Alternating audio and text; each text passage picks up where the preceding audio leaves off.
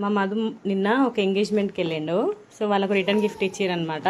దాంట్లో ఏమేమి ఉన్నాయో మీకు కూడా చూపిస్తా. సో చూసేయండి. జాకెట్ ముక్క కర్చీఫ్ ఇచ్చారు.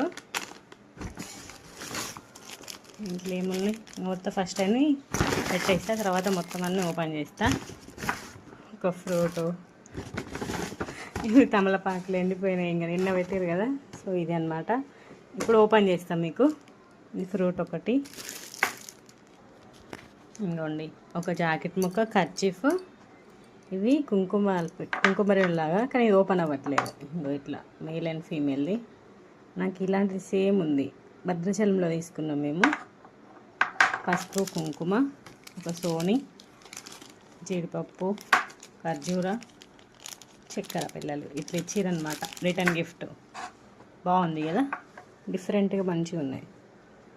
దీంట్లో మనకి ఎక్కువ యూజ్ అయ్యే ఐటెం ఇది ఒక్కటే. చూడ్డానికి కూడా బాగుంది, మంచిగా ఉంది కదా, డిఫరెంట్గా ఇచ్చినారు.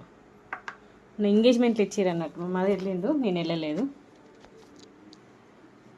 ఇంకోండి ఇట్లా చూపిస్తా. పేరు ఇవన్నీ ఐటమ్స్ ఇచ్చారు.